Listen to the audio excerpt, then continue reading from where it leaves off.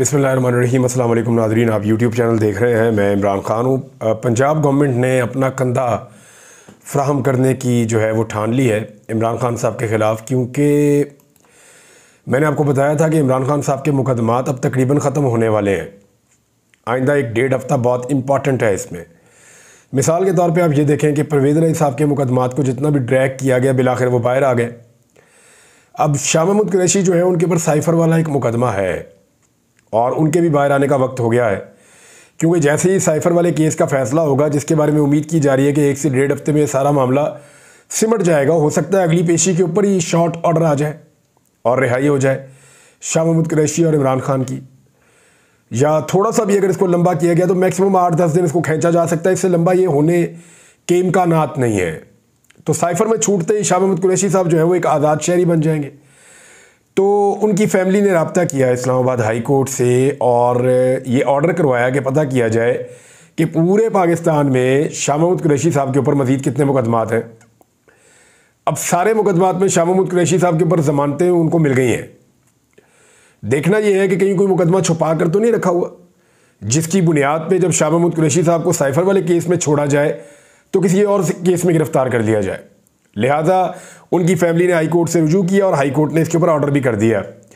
ये एक वादे निशानी है और इमरान खान साहब की टीम भी अब तैयारी कर रही है कि पूरे पाकिस्तान में पता किया जाए कि इमरान खान साहब के ऊपर मज़ीद मुकदमात कौन से हैं, क्योंकि 29 तारीख को इद्दत वाले केस का फ़ैसला आ रहा है। सब लोग ये कह रहे हैं कि ये फ़ैसला इमरान खान के ख़िलाफ़ आ ही नहीं सकता। दूसरा जो है वो साइफ़र वाला केस भी लगा हुआ है, उससे एक दिन पहले 28 तारीख को, तो उसके भी उड़ने के इम्कान आते हैं। तो इमरान खान साहब फिर एक फ्री आज़ाद शहरी होंगे। ऐसे में तोशा खाना का एक नया मुकदमा घड़ा जा रहा है, उसमें इमरान खान साहब को अंदर रखने की कोशिश की जाएगी, जबकि पंजाब हुकूमत ने अपना कांधा भी फराहम किया है। आपको पता है इमरान खान साहब अंदर से स्टेटमेंट्स देते हैं, आर्टिकल्स लिखते हैं, उनकी बुनियाद पर एक नया मुकदमा तैयार करने की कोशिश की जा रही है। पंजाब काबीना ने रियासती इदारों के खिलाफ नफरत अंगेज़ बयानियाँ बनाने के इल्ज़ाम में पाकिस्तान तहरीक इंसाफ के बानी और चेयरमैन और साबिक वज़ीर आज़म इमरान खान और दीगर के खिलाफ कार्रवाई की मंजूरी दे दी है। वज़ीर इत्तलाआत ने बताया कि इमरान खान मुसलसल इदारों के खिलाफ नफरत अंगेज़ बयानियाँ बनाकर शेख मुजीबुर रहमान बनने की कोशिश कर रहे हैं। उनसे मिलकर बाहर आने वाले भी इसी बयानिए का प्रचार करते हैं, जिस पर काबीना ने उनके खिलाफ कार्रवाई का फैसला कर लिया है। हंगामी प्रेस कॉन्फ्रेंस में बताया कि हमारे लिए सबसे पहले पाकिस्तान है। अगर हम में से कोई नहीं होगा तो कोई फ़र्क नहीं पड़ेगा। होम डिपार्टमेंट इस ज़मन में जल्द इक़दामात करेगा। जहरीली प्रोपेगेंडा मुहिम चल रही है, मुल्क में फैलाया जा रहा है। इमरान खान कह रहे हैं कि उन्हें जहर दिया जाएगा। ये जहनी मर्ज़ है जिसका तमाशा पूरी दुनिया देख रही है। उन्होंने कहा ये मसला नहीं है कि अडयाला जेल में उनसे मिलने कौन जा रहा है, मसला ये है कि वहाँ से बाहर क्या आ रहा है। अगर कोई जमात दहशतगर्दी विंग के तौर पर इश्तियाल अंगेज़ी फैलाने में मुलविस हुई तो उसे कानून के मुताबिक देखा जाएगा। अब ये करना क्या चाहते हैं? जो क्रिमिनल प्रोसीजर एक्ट की दफ़ा 196 के तहत कार्रवाई करना चाह रही है हुकूमत इमरान खान के ख़िलाफ़, और यानी इस एक्ट के तहत ऐसा होता है कि सूबाई या वफाकी हुकूमत किसी भी सरकारी मुलाजिम को रियासत के ख़िलाफ़ जराइम के मुकदमात दर्ज करने का इख्तियार दे सकती है। इस कार्रवाई में अदालत को पाबंद किया गया है कि कोई भी अदालत पाकिस्तान पीनल कोड की दफ़ा 295A, 294A, 153A, 108A और 505 के तहत तब तक कार्रवाई ना करे जब तक इन मुकदमात की दरख्वास्त सूबाई या वफाकी हुकूमत की तरफ से इख्तियार कुनिंदा अफसर की तरफ से दायर ना की गई हो। यानी होता यह है कि जब तक हुकूमत परमिशन नहीं देती, इजाज़त नहीं देती, तो इन दफ़ात के तहत जो है वो मुकदमा दर्ज नहीं होता। लेकिन अब सूबाई हुकूमत ने क्योंकि इसकी अप्रूवल दी और ये मुकदमा इमरान खान साहब के साथ उनके खिलाफ दर्ज करके उनको बदस्तूर गिरफ्तार रखने की या हिरासत में रखने की कोशिश की जाएगी। यानी दूसरे अल्फाज में ये है कि पंजाब हुकूमत ने भी अपना कांधा दे दिया है, क्योंकि वो जानते हैं कि इमरान खान बाहर आएंगे तो उनके लिए मुसीबत बढ़ जाएगी। बजट पेश करना है, लोड शेडिंग बदतरीन शुरू होने वाली है। बिजली का वो यूनिट जिसकी बुनियादी कीमत 16 रुपये फ़ी यूनिट इमरान खान साहब के दौर में होती थी, अब जो एक नई डिमांड आई है उसके बाद ये 80 रुपये यूनिट से ज़्यादा हो जाएगी। ये मैं आपको बता रहा हूँ, और ये हर तरफ चल रही है खबर। बहुत सारे लोग ये कह रहे हैं कि 80 रुपये यूनिट के करीब या उससे ज़्यादा बिजली की कीमत होने जा रही है। तो अंदाज़ा कर लीजिए कि कितनी ज़्यादा कीमत बढ़ा दी गई है। अगर इसको देखें भी तो 5 से 6 गुना कीमत, डबल नहीं, 5 से 6 गुना कीमत जो है वो ये हुकूमत जब से आई है वो बढ़ाती चली जा रही है। बिजली और गैस की कीमतें और पेट्रोल की कीमतें, डॉलर की कीमत इनसे कंट्रोल हो नहीं रही। तो ऐसी सूरत हाल में इमरान खान का बाहर आना इनके लिए मुसीबत है। लिहाजा इमरान खान को अंदर रखने के लिए पंजाब हुकूमत ने कहा जी हम भी अपना कांधा फराहम कर देंगे, इमरान खान को बाहर नहीं आना चाहिए। अब देखते ये हैं कि ये निज़ाम कब तक इमरान खान साहब को मज़ीद अंदर रख सकता है, क्योंकि दूसरी जानिब पाकिस्तान तहरीक इंसाफ ने फजलुर रहमान के साथ मिलकर तहरीक शुरू करने का ऐलान भी कर दिया है। असद कैसर साहब हैं जो मौलाना फजलुर रहमान साहब के साथ लंबे अरसे से राब्ते में हैं। उन्होंने कहा हुकूमत को इन हाउस तब्दीली या नए इलेक्शन के जरिए ख़त्म करने का हमारे पास ऑप्शन है। मौलाना फजलुर रहमान अब दूर नहीं रह सकते। मौलाना फजलुर रहमान और हमारा एजेंडा एक है, इनके साथ मिलकर हुकूमत के खिलाफ जल्द तहरीक शुरू करेंगे। मैंने आपसे कहा था ना इनका मफाद इनको इकट्ठा कर देगा। वजह यह है कि फजलुर रहमान साहब का गुजारा नहीं है पाकिस्तान तहरीक इंसाफ के बगैर, क्योंकि उनका नैरेटिव ही नहीं बनता। और तहरीक इंसाफ को इतनी मार पड़ती है जब वो अकेले निकलते हैं, तो उनको बाकी पॉलिटिकल पार्टीज़ का साथ चाहिए ताकि उनके कवर के अंदर वो अपनी मैक्सिमम पावर को बाहर सड़कों पर ला सकें या एहतजाज कर सकें। तो ये दोनों एक दूसरे की ज़रूरत बने हुए हैं। और एक सवाल पर उनका कहना था कि एस्टेब्लिशमेंट से माफ़ी का कोई तसव्वुर भी नहीं है, इदारे का माफ़ी का मुतालबा गैर आईनी है, इदारे को इस तरह सरेआम बात नहीं करनी चाहिए थी, ये गैर आईनी मुतालबा है। ये भी असद कैसर साहब ने कहा। उन्होंने कहा मेरे अल्फाज नोट कर लें, नून लीग मजीद हुकूमत में रही तो इसकी हैसियत मुस्लिम लीग काफ से भी कम हो जाएगी। नवाज शरीफ देख रहे हैं कि इनकी पार्टी ख़त्म हो रही है। शहबाज शरीफ को मालूम है कि वो इनका भाई और भतीजी इंतखाबात हार चुके हैं, जबकि मरीम नवाज शरीफ जो है वो नाजायज़ वज़ीर आला पंजाब हैं। और हद तक इज़्ज़त के कानून पे भी उन्होंने बात की। लेकिन एक चीज़, एमरजेंसी का जिक्र हो रहा है बार बार। नजम सेठी साहब ने भी ये कहा कि अगर ये सारे फरीकैन, जिनमें वो अदलिया को भी गिन रहे थे, पाकिस्तान तहरीक इंसाफ इमरान खान को भी गिन रहे थे, एस्टेब्लिशमेंट को भी, वो कहते अगर ये पीछे ना हटे ना तो फिर एस्टेब्लिशमेंट के पास एमरजेंसी लगवाने के अलावा कोई और रास्ता नहीं रहेगा। लेकिन सवाल ये है कि एमरजेंसी लगती कैसे है। ये थोड़े दिन पहले भी मैंने आपसे बात की थी कि मैं आपको इसके बारे में बताऊंगा। एमरजेंसी मार्शल लॉ ये कैसे लग सकता है और क्या ये पाकिस्तान में चल सकता है, ये सबसे बड़ा सवाल है। पाकिस्तान में जो इस वक्त सिचुएशन है, ये नॉर्मली एमरजेंसी में या मार्शल लॉ में ऐसी सूरत हाल होती है जो पाकिस्तान तहरीक इंसाफ ने फेस किया या पाकिस्तानियों ने फेस किया। मैक्सिमम ब्रूटैलिटीज़ जो किसी डिक्टेटर के दौर में होती हैं वो हमने इस दौर में देखी हैं पिछले 2 साल में। तो इसका मतलब है कि एमरजेंसी लगा भी ली गई तो इससे ज़्यादा जुल्म तो हो नहीं सकता जितना हो रहा है। इसके आगे तो बिल्कुल ही अंधेरा है ना, रोशनी बिल्कुल ख़त्म हो जाएगी। तो जो कुछ भी एमरजेंसी में या मार्शल लॉ में किया जाता है वही चीज़ें अभी हो रही हैं।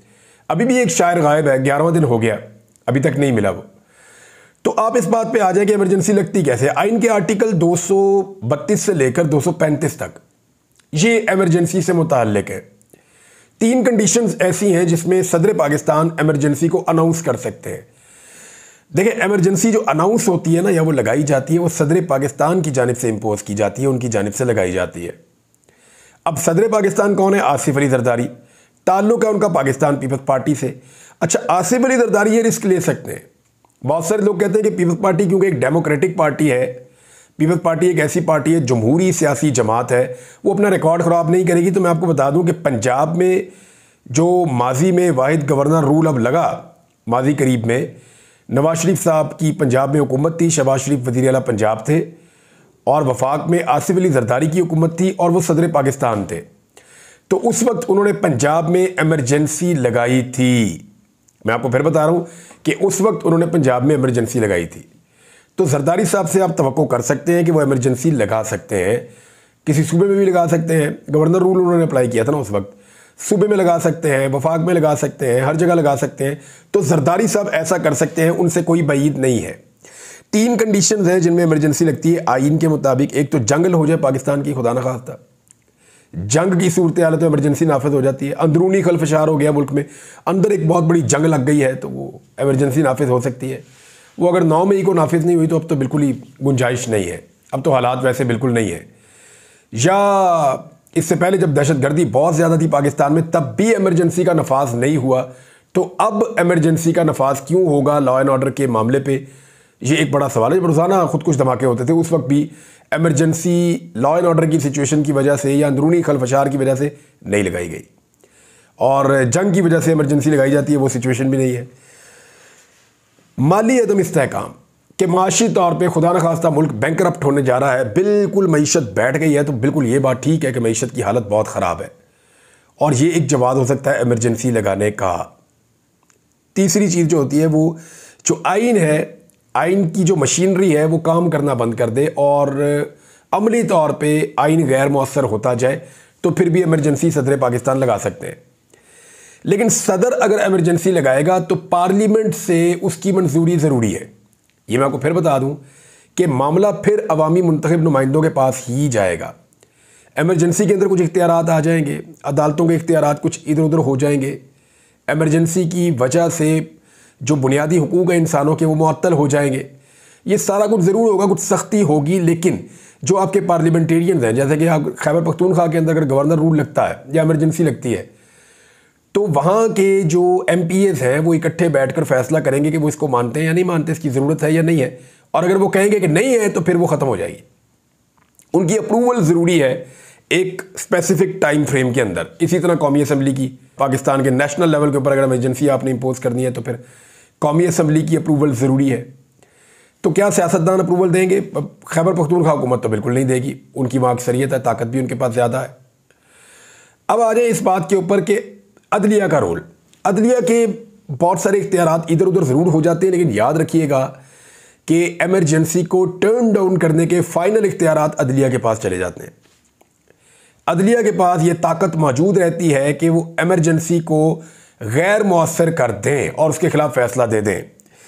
जैसा कि इफ्तिखार चौधरी साहब के दौर में परवेज़ मुशर्रफ साहब ने एमरजेंसी लगाई और अदालत ने उसको ख़त्म कर दिया था एक हेयरिंग में, तो वो एमरजेंसी अमली तौर पे फिर मौजूद नहीं थी। उसके बाद ताकत के बलबूते में थोड़ा बहुत चलाया गया, लेकिन फिर वो ख़त्म हो गई। तो इसलिए एमरजेंसी की बातें तो हो रही हैं, लेकिन इसके इम्पैक्ट बहुत बुरे होंगे। एक तो ये है कि जो सारा मलबा सियासतदानों पे है वो पाकिस्तान के इदारों पे आ जाएगा, नंबर एक। ख़ास तौर पे फ़ौज को उससे बहुत ज़्यादा प्रॉब्लम होगी, नंबर एक तो ये है। नंबर दो, अदलिया का रोल जो है वो बहुत इफेक्टिव हो जाएगा, सब उस तरफ देखेंगे।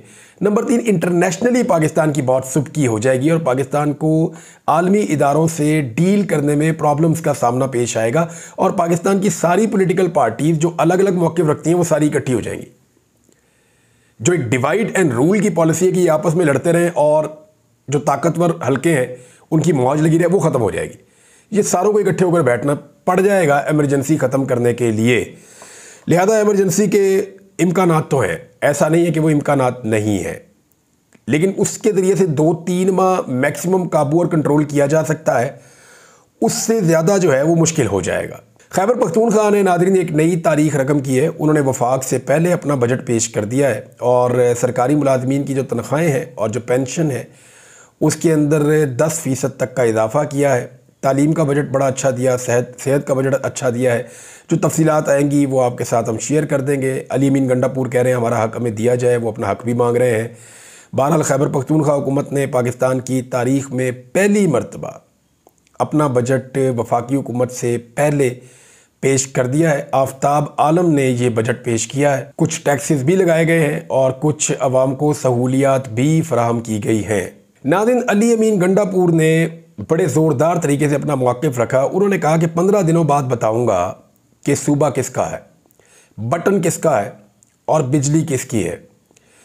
यानी पंजाब से गंदम जाती है तो मरीम नवाज़ वगैरह ताने देते हैं, बदतमीज़ी करते हैं। टिकटॉक हुकूमत ने जीना हराम किया हुआ, कभी ट्रक रोक लेते हैं, कभी ये करते हैं, कभी वो करते हैं। यहाँ पे किसान से गंदम खुद ख़रीद नहीं रहे असली कीमत पे, जब कोई बाहर से आके ख़रीद रहा है दूसरे सूबे वाला तो उसको भी रोक रहे हैं, भाई वो भी पाकिस्तानी है। अब बिजली बनती है खैबर पख्तूनख्वा में, वो उसके ऊपर रख के अब बात कर रहे हैं। देखिए ये भी अफसोसनाक है। एक्चुअली हम सबको सोचना चाहिए पाकिस्तानी बनकर। गंदम पंजाब में लगती है तो बिजली खैबर पख्तूनख्वा में बनती है, गिलगित बल्तिस्तान में और कश्मीर में बनती है। इसी तरह से बहुत सारी चीज़ें आपकी सिंध में प्रोड्यूस होती हैं तो बहुत सारी पंजाब में और कुछ चीज़ें बलूचिस्तान से होती हैं। अगर कराची जो है वो बहुत बड़ा टैक्स का एक हब है तो पंजाब के शहरों में इंडस्ट्री भी कई जगहों पे लगी हुई है। या आप गवादर की बंदरगाह को मुस्तकबिल का एक बहुत बड़ी अपॉर्चुनिटी के तौर पे देखते हैं। तो इस तरह पूरा पाकिस्तान इकट्ठा रहेगा, एक सोच होगी तो पाकिस्तान आगे बढ़ेगा। सुबाइयत का मसला जब भी शुरू होता है वो प्रॉब्लम क्रिएट करता है। गंडापुर ने कहा कि हमारा बजट जो है वो अवाम दोस्त है और एपेक्स कमेटी इजलास में नहीं बुलाया गया ऐसे मुल्क चलाना है तो हमें मसला नहीं है। ये अली अमीन गंडापुर ने कहा। उन्होंने कहा हम इस्लाहात कर रहे हैं, मईशत को ख़ुद बेहतर बनाएंगे। उन्होंने कहा कि इनके रवैये पर हमें कोई फ़र्क नहीं पड़ रहा, अपने सूबे के हकूक़ पर बिल्कुल समझौता नहीं करेंगे। उन्हें लगता है कि सरमायाकार बराह रास्त हमारे पास नहीं आएगा, तो ये उनकी खाम ख्याली है। एक और बात उन्होंने की, उन्होंने कहा जी वफाकी हुकूमत पर लानतें भेजें, 5 वक्त नमाज़ पढ़ें और लानत भेजें। मेरे पास तारीख लिखी है, 15 दिनों बाद बताऊँगा कि किस सूबे का बटन है और सूबा किसका है और बिजली किसकी है। ये अली अमीन गंडापुर साहब के दिमाग में कुछ तो चल रहा है जिसकी वजह से वो ये बातें कर रहे हैं। एक दो चीज़ें मैं आपको तो मुस्तफ़ा नवाज़ खोखर साहब एक बहुत बड़ी मुसीबत बन गए हैं इस्लामाबाद के तीनों हलकों में वफाकी हुकूमत और स्टैब्लिशमेंट के लिए।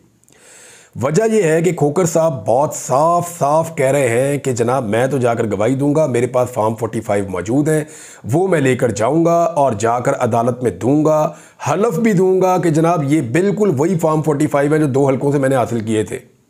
तो 3 में से 2 हलकों पे तो मुस्तफ़ा नवाज़ खोखर साहब मुसीबत बने हुए हैं, PMLN के उम्मीदवारों के लिए, PMLN के लिए और इवन धांधली करने वालों के लिए, इलेक्शन कमीशन के लिए भी। मोहम्मद ज़ुबैर साहब ने एक बहुत बड़ा और पोल खोल दिया है। रोज़ाना की बुनियाद पे जनरल रिटायर बाजवा के बारे में हमें कोई ना कोई चीज़ पता चलती है। जनरल बाजवा ये कसम खाते हैं, बार बार कहते हैं, मैंने खुद उनकी एक कॉल सुनी, कहीं पे टेप हुई है, मैंने उनकी खुद कॉल एक सुनी और बड़ी डिटेल में सुनी। वो तो कस्में खाते हैं और बहुत बड़ी बड़ी कस्में खाते हैं कि मैं सियासत में नहीं था, मैं तो बात ही नहीं करता था, मेरा तो कोई किरदार ही नहीं था। अब मोहम्मद ज़ुबैर साहब कह रहे हैं कि जनरल बाजवा ने अपनी पोजीशन सेफ गार्ड करने के लिए मुस्लिम लीग नून की क़यादत को कहा कि मैंने मैसेजिंग ठीक नहीं की, क्योंकि ये मोहम्मद ज़ुबैर साहब जाते थे ना मिलने के लिए बाजवा साहब से, मैंने मैसेजिंग ठीक नहीं की वरना वो 1.5 साल पहले इमरान खान को हटा देते। अब बाजवा साहब बताएं कि वो झूठ बोल रहे हैं मोहम्मद ज़ुबैर साहब। पाकिस्तान में IMF के 23 प्रोग्राम्स हो चुके हैं जो वर्ल्ड रिकॉर्ड है। अगर IMF और मईशत का लिंक होता तो सबसे अच्छी मईशत पाकिस्तान की होती, मोहम्मद ज़ुबैर साहब कह रहे हैं। ज़ुबैर साहब ने जनाब एक और पोल खोल दिया, एक और बात सामने रख दी। जब हम ये बात करते थे तो पकड़ के बार बार अंदर डाल देते थे, मुकदमात होते थे। अब पूछें ज़ुबैर साहब से। अब तक के लिए इतना ही, अपना ख्याल रखिएगा, अपने इस चैनल का भी। अल्लाह हाफ़िज़।